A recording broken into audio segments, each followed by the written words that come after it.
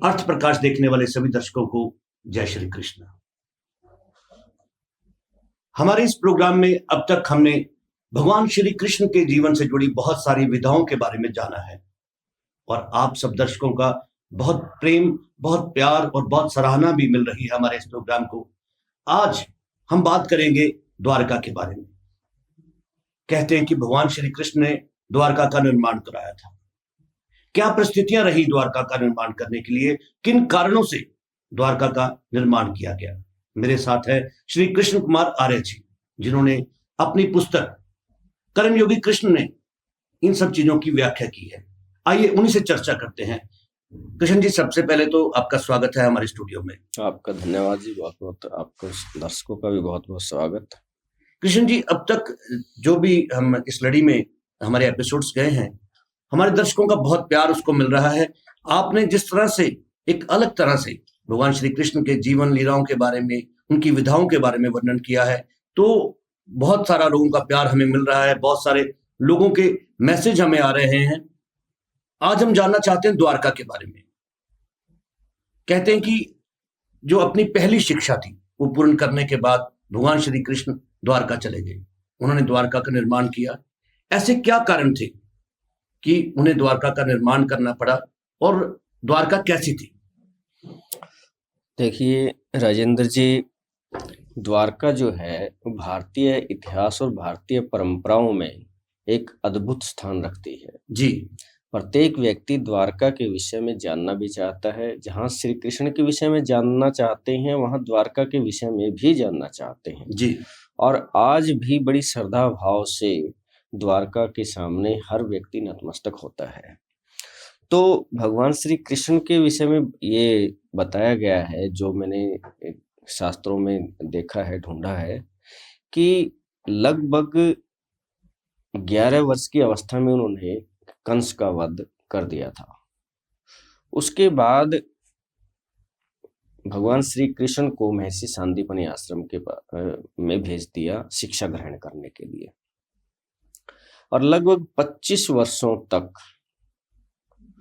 भगवान श्री कृष्ण ने महर्षि सांदीपनि आश्रम के पर रहकर ठहरकर वहां पर शिक्षा ग्रहण की और एक महान वेदवेता बने, महान विद्यावेता बने, ब्रह्मवेता बने। उन्होंने विभिन्न शिक्षाओं को ग्रहण किया। ब्रह्मांड की जितनी भी शिक्षाएं होती हैं वो सभी की सभी भगवान श्री कृष्ण को कंठस्थ थी और वो उनका आचरण करते थे। तो लगभग 35-36 वर्ष की अवस्था में वहां से वो सीधे मथुरा आ गए।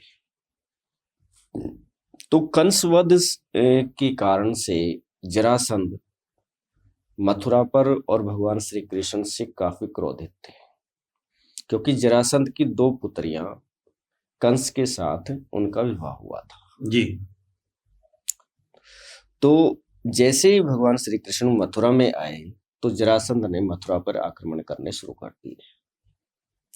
इससे बहुत जन की, माल की, धन की और विभिन्न प्रकार की हानि लोगों को उठानी पड़ी। 1 बार 2 बार अनेकों बार उसने आक्रमण किए।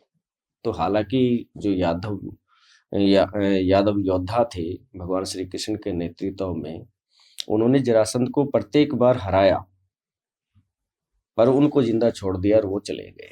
बार बार फिर आते रहे, फिर होता रहा। तो ऐसी अवस्था में भगवान श्री कृष्ण ने महाराज उग्रसेन के नेतृत्व में एक सभा बुलाई कि भाई ये जो परिस्थितियां अभी बनी हुई है तो इससे जान माल का बहुत नुकसान हो रहा है, हमें हानि हो रही है, तो क्यों न हम इस स्थान को बदल दें, ये स्थान छोड़ करके हम कहीं और चले जाएं। तो इस पर सभी की सहमति बन गई और स्थान की जो खोजबीन शुरू हो गई। तो स्थान जो खोजबीन किया, महर्षि ययाति के एक स्थल बताया है, द्वारावती, जिसको भी पहले बोलते हैं, कि वो खंडहर स्थल था और वहां पर वो था गुजरात के पूर्व दक्षिण में। पूर्व दक्षिण में, हाँ, जिसको हम खंबात की खाड़ी बोलते हैं। वहां पर प्रभास क्षेत्र है, उस प्रभास क्षेत्र भी बोलते हैं। तो वहां पर जाकर के उन्होंने एक जगह ढूंढी और वहां पर द्वारका का निर्माण किया।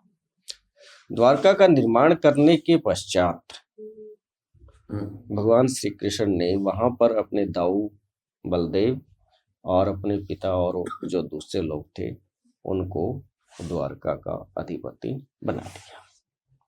तो ये विषम जो परिस्थितियां पैदा हुई, इस कारण से उनको द्वारका में जाना पड़ा। द्वारका बनाने के बाद क्या भगवान श्री कृष्ण जो थे वो स्थायी रूप से द्वारका में ही रहे?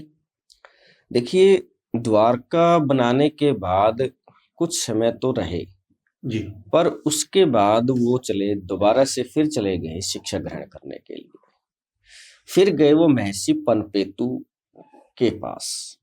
महर्षि पनपेतु भी एक बहुत ही प्रबुद्ध ऋषि हुए हैं। तो वहां पर जाकर के उन्होंने यज्ञ विद्या और ब्रह्म विद्या, मुख्य रूप से 2 विद्याओं को ग्रहण किया। अब यज्ञ विद्या क्या है? हम हवन करते हैं, घरों में भी करते हैं और मंदिरों में भी होते हैं।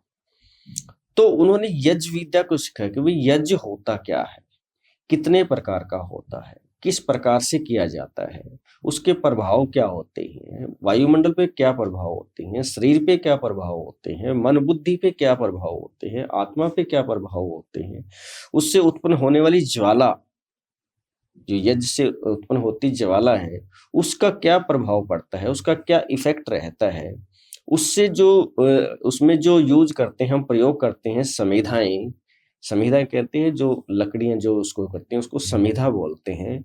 उसमें समिधाएं हैं, सामग्री हैं और जो दूसरे पदार्थ उसमें सुगंधित पदार्थ डाले जाते हैं, उसके बाद जो राख बनती है जिसको हम बभूत भी बोलते हैं, उसका क्या प्रभाव था। और इसके अलावा यज्ञ के दौरान जो गैस बनती है, जिसमें कार्बन डाइऑक्साइड भी बनती है, कुछ थोड़ी बहुत कार्बन मोनोऑक्साइड, ओजोन गैस बनती है, तो इनका हमारे शरीर पर और वायुमंडल पे क्या प्रभाव था। तो ये सब विद्याएं भगवान श्री कृष्ण ने महर्षि पनपेतु से सीखी। इसी प्रकार उन्होंने ब्रह्म विज्ञान भी सीखा वहां पे कि ब्रह्म क्या है, ब्रह्मांड कैसा है, किस प्रकार से ब्रह्मांड जो है गति कर रहा है, उसकी परिस्थितियां कैसे बदलती हैं। तो ये सब सीखने के लिए भगवान श्री कृष्ण दोबारा द्वारका से महर्षि पनपेतु के आश्रम में चले गए। वहां से आने के बाद फिर कुछ समय द्वारका रहने के बाद फिर वो महर्षि घोर अंगिरस, जो कि नहीं सुना होगा मेरे ख्याल सभी ने नाम कभी भी, घोर अंगिरस के पास चले गए। उन्होंने उपनिषदों के साथ साथ ब्रह्म विद्या का भी ज्ञान प्राप्त किया।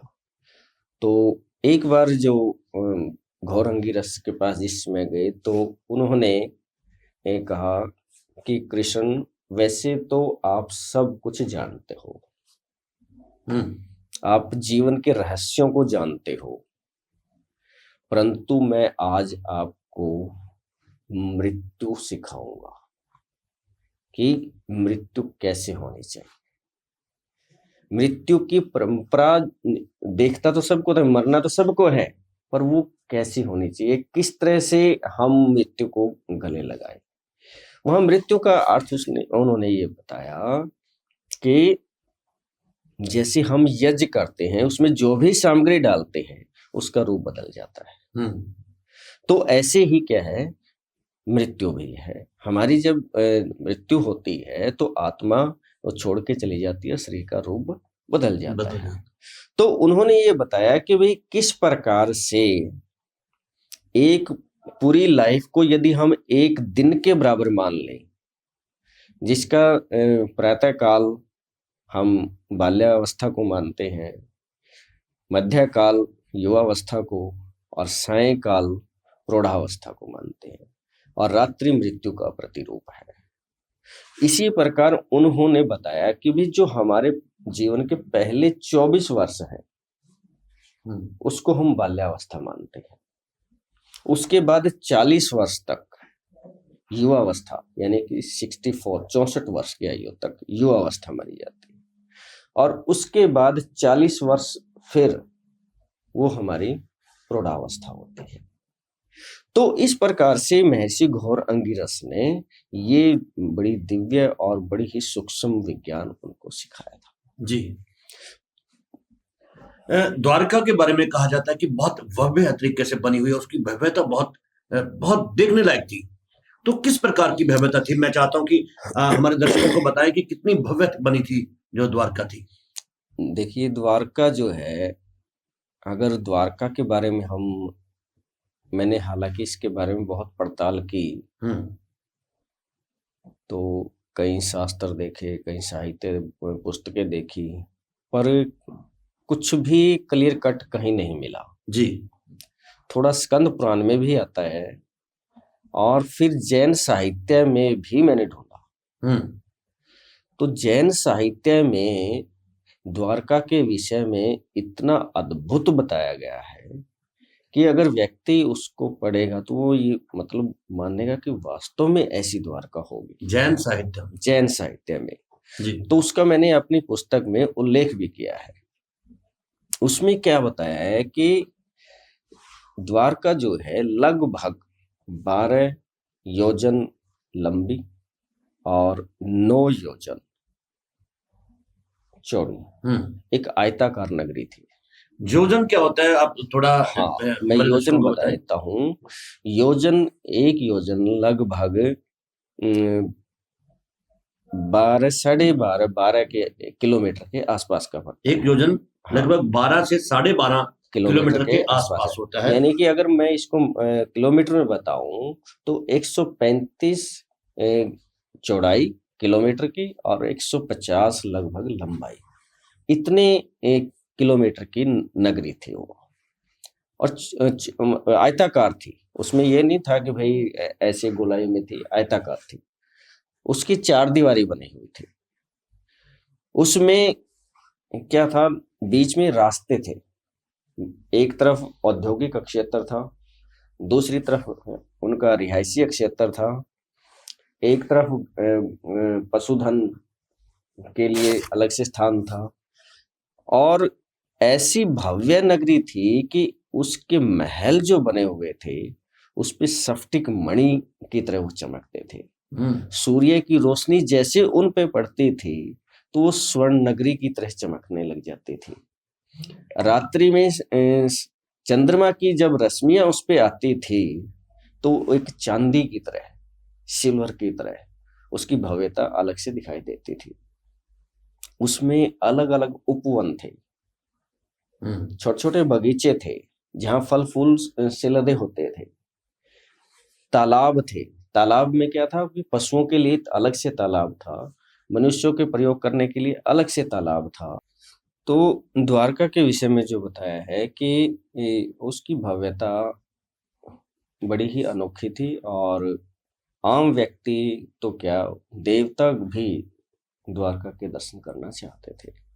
वहां पे एक सुधर्मा सभा भी बताई। सुधर्मा सभा ऐसी है कि वो वातानुकूलित थी, और उसमें बताते हैं कि उसमें बैठने के उपरांत न किसी को भूख लगती थी, न प्यास लगती थी, न शौच और लघु शंका की जी उसमें होता था, इच्छा होती थी। तो इस प्रकार से द्वारका की नगरी एक बहुत ही भव्य और दिव्य नगरी थी। कहते हैं कि भगवान श्री कृष्ण की मृत्यु के बाद जो द्वारका है, मृत्यु के साथ ही समंदर में समा गई थी। क्या वृत्तांत है ये सारा? मैं चाहता हूं आप हमारे दर्शकों को बताएं कि द्वारका जो है भगवान श्री कृष्ण की मृत्यु के साथ ही समुद्र में समा गई थी, क्यों समा गई थी?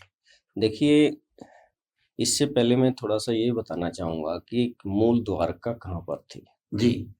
आज की जो द्वारका है वो ओखा मंडल में है, अरब सागर में जी। और मूल द्वारका जो थी वो थी खंबात की खाड़ी में जी, जो वहां से लगभग 400 किलोमीटर की दूरी पर है। और ये एक्चुअल में अगर इसकी पोजीशन मानी जाए तो सोमनाथ का जो मंदिर है उसके आसपास की जो एक कुछ जगह थी जहां पर द्वारका का निर्माण हुआ था। 2001 में SR राव जो वैज्ञानिक हुए हैं, उन्होंने समुद्र के अंदर जाकर के इस चीज की पड़ताल की। वो देख तो कुछ और रहे थे, पर उनको दिख कुछ और गया। तो ये इस घटना का जो वर्णन है, उस समय के मानव संसाधन मंत्री, जो केंद्रीय मंत्री रहे, मुरली मनोहर जोशी जी ने भी किया था कि हमने खंबात की खाड़ी में एक ऐसी जगह को ढूंढ निकाला है, ऐसी दिव्य भूमि को ढूंढ निकाला है जो कि इतिहास के पन्नों में समा गई। तो इस तरह से केवल एक ही प्रमाण ये नहीं है, उसके अलावा भी प्रमाण मैंने उसमें पुस्तक में दिए हैं कि रैवतक पर्वत वहां द्वारका के सामने होता था, और प्रभास क्षेत्र उस क्षेत्र को ही बोलते हैं जो सोमनाथ का मंदिर जहां पर है, तो वो प्रभास क्षेत्र में थी। इसके अतिरिक्त और भी कई प्रमाण मैंने ऐसे लिखे हैं जो कि मूल द्वारका इस द्वारका से भिन्न थी। हाँ, ये हो सकता है कि ये जो पूरा क्षेत्र है वो उनके अधिकार क्षेत्र में रहे, क्योंकि जैन साहित्य में कहा है कि भगवान श्री कृष्ण पूरे जम्बू द्वीप के महाराज थे, पूरे एक चक्रवर्ती सम्राट थे वो। हालांकि उन्होंने माना नहीं है कहीं पर भी, पर पूरे के सब राजे उनकी बात को मानते थे, आधिपत्य मानते थे। अब रही बात श्री कृष्ण जी के जाने के बाद द्वारका नगरी का संहार हो जाना, तो इस प्रकार से उस समय जो यादवों की आपसी द्वंद्व पैदा हुआ, जिसके कारण से वो आपस में लड़ झगड़ करके मर गए, तो भगवान श्री कृष्ण भी बड़े उससे मतलब खुश नहीं थे, प्रसन्न थे। तो ऐसी परिस्थितियां होगी कि पूरी द्वारका के अंदर चूहों की बहुत अधिकता होगी। घरों में सोते हुए जागते हुए चूहे कभी किसी के बाल नोच लेते, किसी के नाखून नोच लेते, किसी के और कुछ थे। बड़े बड़े बवंडर आने लग गए, हवा बहुत तेज चलने लग गई, समुद्र की लहरें बहुत ऊंची ऊंची उठने लग गई, बारिश असीमित होने लग गई। और इस तरह की जब परिस्थितियां बनी, तो जो महाभारत काल में जो परिस्थितियां बन रही थी, उसी तरह की परिस्थितियां उस समय बनी। और तो जब ये सब कुछ हो गया, उनके वे आपस में लड़ गए, तो भगवान श्री कृष्ण जाकर के जंगल में उन्होंने समाधि लेने का निर्णय लिया जी। तो जैसे ही उन्होंने समाधि लेने के लिए वो अपना लेटे, तो बाहर से किसी ने तीर चलाया और वो वहां पर, हालांकि उस बाण से नहीं मरे, उन्होंने उस भेलिए को कहा तू चला जा अब, अदरवाइज तुझे दूसरे जो लोग हैं अगर किसी ने देख लिया तो वो तुझे मार देंगे। और भगवान वहां से प्रस्थान कर गए, और उसी के साथ ही उसी की उन्हीं मतलब ये नहीं है कि भी उनके तुरंत होते ही द्वारका खत्म हो गई, मतलब कुछ समय अंतराल के बाद द्वारका का भी विलय हो गया समुद्र में। कि उनकी मृत्यु के एकदम बाद जो है द्वारका वो समंदर में नहीं समाई, कुछ समय बाद जो है द्वारका का अंत हो गया। जी। तो दर्शकों, आज हमने जाना द्वारका के बारे में कि कितनी भव्य नगरी थी द्वारका, और किस तरह से द्वारका का जो है वो अंत हुआ। अगले एपिसोड में हम जानेंगे भगवान श्री कृष्ण की दिनचर्या के बारे में, कि भगवान श्री कृष्ण बाल्यावस्था से लेकर अपने आखिरी समय तक उनकी दिनचर्या क्या थी, वो पूरे दिन में किस तरह से विचरण करते थे। दोस्तों, आप अगर कुछ कहना चाहते हैं या भगवान श्री कृष्ण के बारे में आपके मन में कुछ सवाल है, तो आप हमारे इनबॉक्स में जाकर कमेंट जरूर करें। कृष्ण जी, आप हमारे स्टूडियो आए, आपका बहुत बहुत धन्यवाद। धन्यवाद जी, आपका भी और आपके दर्शकों का भी।